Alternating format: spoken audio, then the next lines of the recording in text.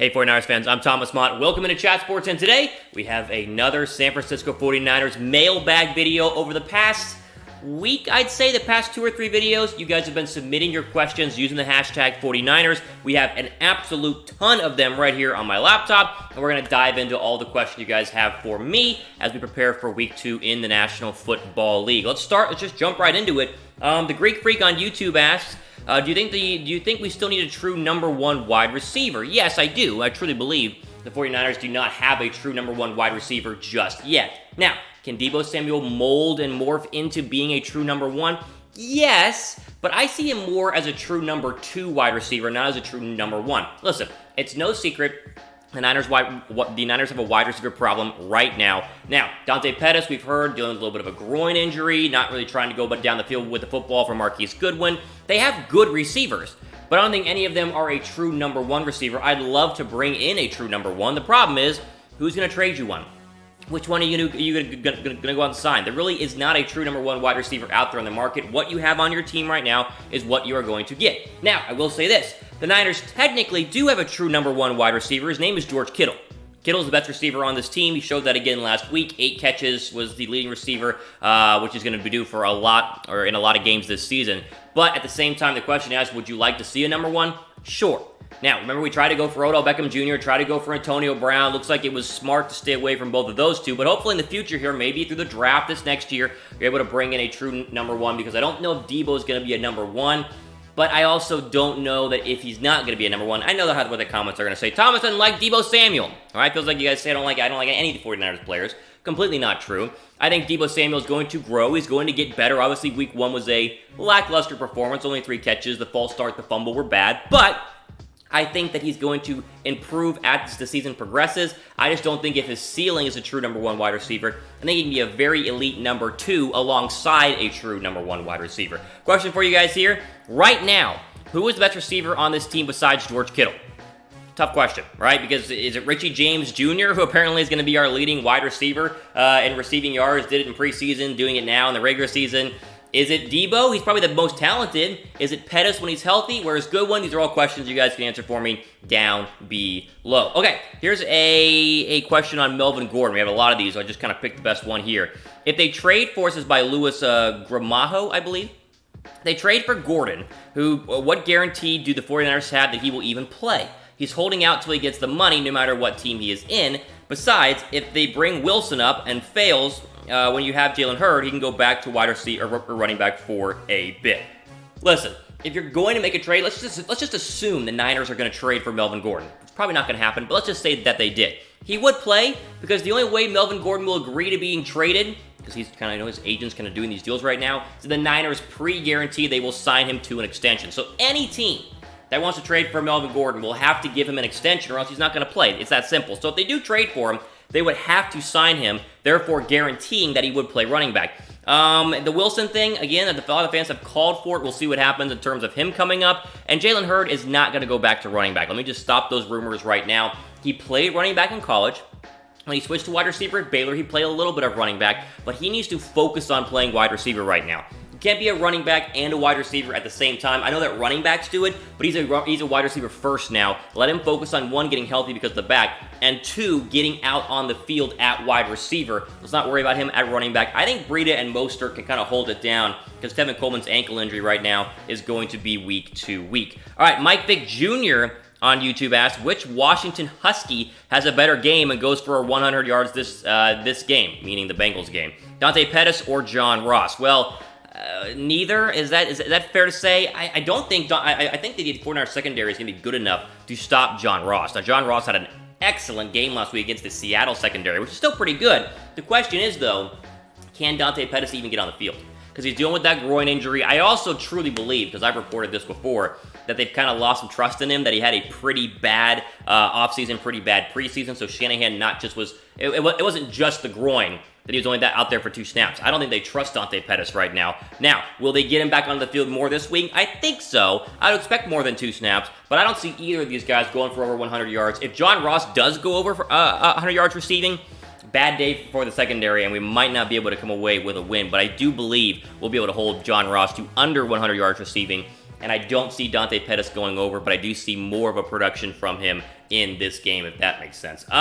Moving on here, Andrew Seagrave, I think it's Seagrave, we've had him before on YouTube, asks, do you think Kyle Shanahan was being truthful with his explanation of the extremely limited pitch count Dante Pettis receives? Seems suspect. Well, at the time of that video, at the time of that press conference, we had no idea that Dante Pettis was dealing with a groin injury. It's been revealed now. The problem is, though, I don't think we can just immediately throw all the blame on the groin. It's a very minor groin injury. Now, I know that groin injuries can be tricky. You can go minor to major. They're tweaked, they're tight, whatever. I still think there's something else going on here. Whether he wanted to see more of Deebo Samuel, whether they don't trust Dante Pettis, or Dante Pettis had a bad preseason or bad training camp, whatever, I think we're going to see him more, because now the fans have noticed it, and they can't keep him off the field and keep blaming an injury when he looks healthy in practice. I think we'll see more of him, but I do think that there's something a little bit extra there, and it's probably having to do with his performance off the field and in training camp and in preseason. Question for you guys. How many touchdowns will Dante Pettis catch this year? He's on track for 0 right now, which again is a funny joke. He will catch at least 1. I'm going to go 4 or 5 right now based on the performance that we've seen. If he gets more on the field, hopefully yes, but right now Pettis is a head scratcher. I'm not really sure what's going on. Hopefully it is just the injury, right? Like we hope as Niner fans it's just the groin, therefore it makes perfect sense. It's like, oh, he would be totally fine, but the groin injury, so we can't get him out there yet. We'll ease him into it. We hope that's it. Hoping I'm wrong, but we'll see what's happening going forward. All right, 49ers cut Jerick McKinnon and sign a more reliable running back. Here's the problem with that, because a lot of people have mentioned, like, just cut Jerick McKinnon because his career is basically over. You can't cut him because most of his money is guaranteed in the case of an injury, which is what he's had. So remember, we signed Jerick McKinnon after he still had injury in his past. He has a very vivid injury history. The deal was, and again, credit Jerick McKinnon's agent, where he basically was like, hey, take less money up front or whatever, but most of this money will become guaranteed if I do get injured. It was basically a way to protect himself. He did a good job because he got injured again, so you really cannot cut Jerick McKinnon. That money is basically dead money. But I will say this, if you want to go find a wide receiver, if you want to go find a running back, the Niners have like $25 million in cap space, so you have the money to go out and do it. Remember, they had a ton this offseason, so they can go sign one regardless of the fact that they already paid Jerick McKinnon. Now, will they do it? I don't know. But as we talked about in a previous video, there are a lot of cheap running backs out there. One of which I would love to see on this team is Jay Ajayi. He'd be like $3 million a year, max $4 million a year. I don't know why they haven't done that yet, but he has injury history as well, so I guess it makes a little bit of sense. But yeah, you basically can't cut McKinnon yet because a lot of his money is guaranteed if he is injured. Okay, Storm Shadow says, we talked about this a lot, but he says, think the defense can be a top 10 defense this year? I think so. I think so too.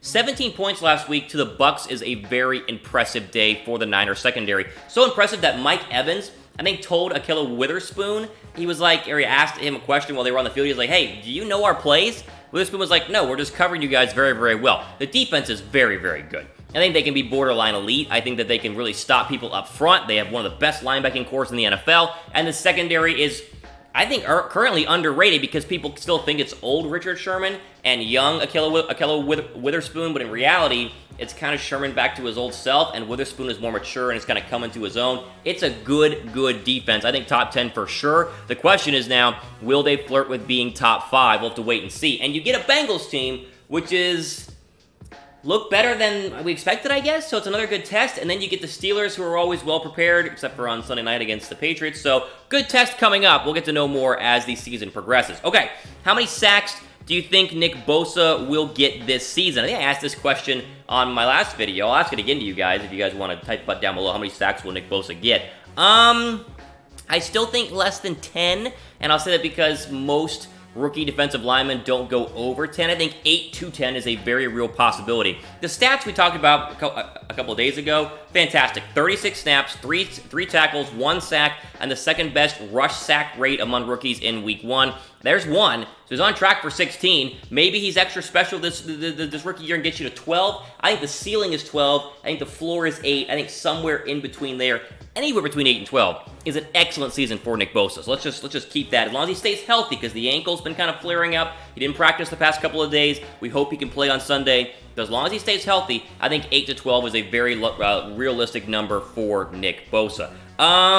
Jason Garcia asks, if you could choose one What 49ers, I guess 2019-2020, this year home matchup would you buy tickets for? I hope Jason is hinting that whatever one I pick, he's going to buy me tickets for. I'd love to go. If you guys got tickets, you got an extra one, you got season tickets, DM me on Twitter, @RealThomasMott. I will be there. Let's see. If I had to pick, I'm looking at the schedule right now, I would probably pick Seattle, Green Bay, or Atlanta would be the teams that I would want to see the Niners play at home this year, again, at Levi Stadium. Again, you can pick the ones. This is always interesting. I'm curious what you guys think about this as well, which one you guys would pick. Because as a fan, you could pick the easy one, where like you know that you're going to win this football game, or pick kind of a harder one and be like, man, I get to see an opposing quarterback who's really, really good, an opposing team that's very, very good, and if we win, there's extra excitement. So I'd go Seattle, Green Bay, or Atlanta. I've grown up really enjoying Aaron Rodgers. I'm not a Packer fan at all, but I do like watching Aaron Rodgers, so I like to see him. Russell Wilson would be a great divisional game. To me, he's the most exciting team that you would play at home inside the division. The Rams are one thing, but I'd rather watch them play Seattle. I think they could beat Seattle, too. That'd make a lot of sense. And then Atlanta is one of the teams you don't play often, but I think would be interesting later on in the year because right now they're beatable, but it's still a lot of talented players you could see up there at Levi Stadium as well. So if I had to pick Seattle, Green Bay, or Atlanta, probably Green Bay would be my choice up there at Levi Stadium. Which one would you all go to? If you're going to a game, let me know which one you guys are going to. If you want to go to a game or could choose any home game this season, type down below. I always read the comments. They were brutal the past couple of videos saying I hate Jimmy Garoppolo, which is not true, but you guys just freak out whenever I even give a little bit of criticism, but that's neither here nor there. Anyway, I always read the comments down below, so let me know which game you guys would want to go to. A couple more here. This guy, okay, Extreme Parkour has a lot of questions. He says, hey, Tom, I have a couple of questions. What will the 49ers record be this year? Will they make the playoffs? If so, will they win division or wild card? Trade for Gordon? Who or what picks would we have to give up? Okay, wow, a lot going on here right now. The records, it's so early. I just don't know yet. It's a tough schedule, though.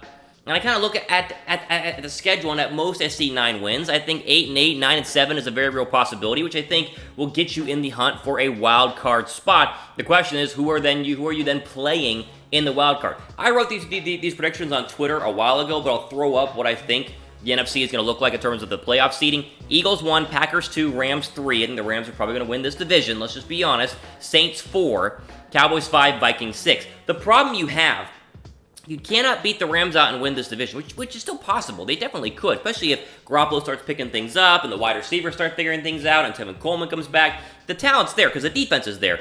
But if you go trying to get a wild card spot, Dallas looks stacked, and Dallas looked very, very good. I know Tom Downey at the Cowboys Report here is very excited after their Week 1, the drubbing of the New York Football Giants. And the Vikings absolutely slaughtered Atlanta and have one of the best defenses right now in the NFL, and they have a ton of talent on offense with Dalvin Cook. So again, when you're trying to get into the playoffs here, you have to figure out, okay, well, if we win this many games, we'll be in. Well, you also got to remember, the NFC is stacked.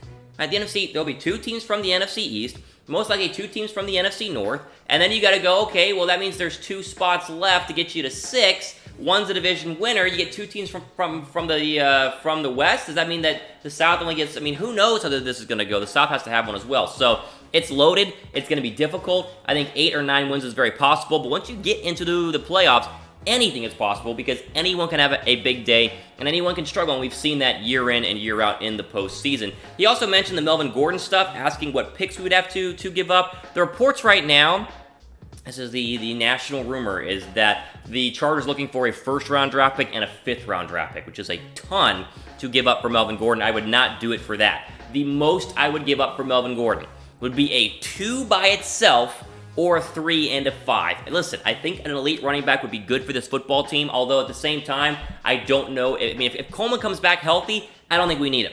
But if Coleman, kind of lingers like it can, ankle injuries can linger here, if you wanted to make the trade, I wouldn't spend more than a 3rd and a 5th round draft pick. A 1st and a 5th is way too high for me to go out and get Melvin Gordon, who's a great running back, but is he like a top 3 running back in the NFL? No, I don't think so. Plus, you can just wait and draft someone next year, like every other team has done in the NFL the past couple of years. You can get running backs in the 2nd and 3rd round and be just fine. So, I know I said earlier I would love Melvin Gordon, and I would, but I wouldn't give up more than a 3rd round draft pick. A 1st round draft pick is absolutely out of the question. I would never do that. The running back position is too devalued. Let's just keep what we have. Breed is fine, and I think Mostert's going to have a big game coming up here against the Bengals. What would you give up for Melvin Gordon?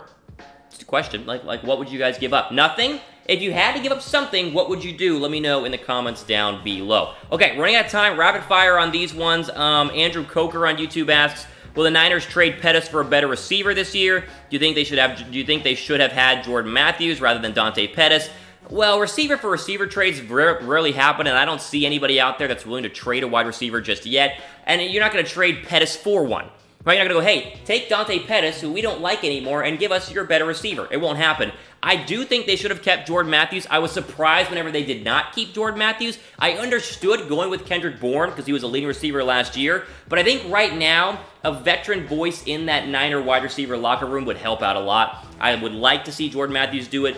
They're probably not going to bring him back. They're stuck with what they have. But I do think that maybe you should have kept Jordan Matthews instead of Bourne or whoever you wanted to cut at the same time. We'll see. Hopefully they can pick it up. That's the big, key right now going into Sunday. What do the wide receivers do? We'll see what happens going forward. Frankie Miguel says, why not sign Jay Ajayi? I've asked the same question. I have no idea why. He's been injured the past couple of years, but his final 7 games in 2017 for Philadelphia during the Super Bowl run, 408 yards, 1 touchdown, but to be a big number, 5.8 yards per carry. He can be a good running back. Then you bring him in for like nothing. You throw $2 million at him and said, hey, go in and compete. You stay healthy. We'll keep you longer. Who knows? There must be a real health reason why they haven't, but I would definitely be signing Jay Ajayi if I could. And let's go one more here. Chaotix Vic on YouTube. I think that's how you say Chaotix Vic. I'm not sure. It's just Vic on YouTube asks, you know who you guys are. Says, yes, try to sign Melvin Gordon, see what the offense would look like with a 5-star running back like we would have had with Jerick McKinnon, but we never had a chance to really see him in the offense. At least a 1-year deal with Gordon can give us an idea of to look forward to. What do you think? Again, I said it before. You're not going to be able to just go ahead and trade for Melvin Gordon and then not sign him. Because if Melvin Gordon was going to play a 1-year deal and then look for a contract next season, he'd be playing with the Chargers right now. So if you had to trade for him, which you already said, you give up picks, right? 1st and a 5th. Then you got to sign him to this monster deal, $13, $14, $50 million a year. It's starting to look like it's not going to be worth it because, again, much like how I watched the Jimmy Garoppolo tape and gave you my honest opinion on how Jimmy Garoppolo looked last week, which is, again, 18 passes at or behind the line of scrimmage. You can say you're easing him into it, but it's time to go, right? We don't have, it's 16 games. That's all you have. Let's not ease him in. Let's go. That's my take on that.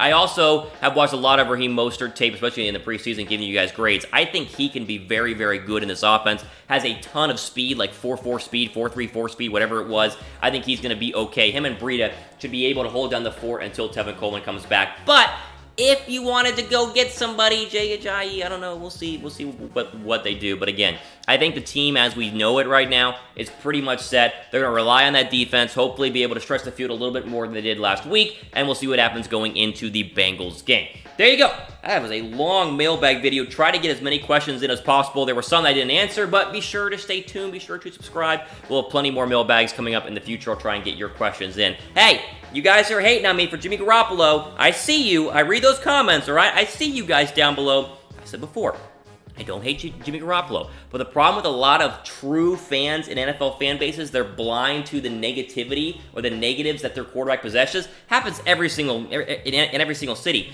I'm trying to look at it in an unbiased stance and give you my true, let's just be honest here. Yes, Garoppolo was good last week, but he did miss throws. He did have a pick 6, and he also was not throwing the ball deep down the field. I think that has to do partially with Kyle Shanahan's concern about him turning the football over like we saw him do in the preseason. I expect him to grow. I expect progression. I know he's coming back from an ACL injury. You got to ease him into it, but I would like to see a little bit more from a guy we're paying a ton of money to lead this franchise. But again, you keep calling me a Jimmy Garoppolo hater. It's fine. You're wrong, but I can't stop you from commenting. So I'll read all the comments on this one as I always do. I love you guys. You guys love me. I'm giving you as much 49ers stuff as I possibly can. Let's keep growing, keep building going into the Bengals game. I think we're going to win. I think we'll be 2-0. Give it to me 21-17, maybe close, but maybe 24-17, right around that would make a lot of sense. Let's be 2-0 heading back home to take on the Pittsburgh Steelers. There you go. All the time we have for today on this 49ers mailbag, or the 49ers mailbag video. Be sure to subscribe down below. For Chat Sports, I'm Thomas Mott, signing off. Enjoy the rest of your day.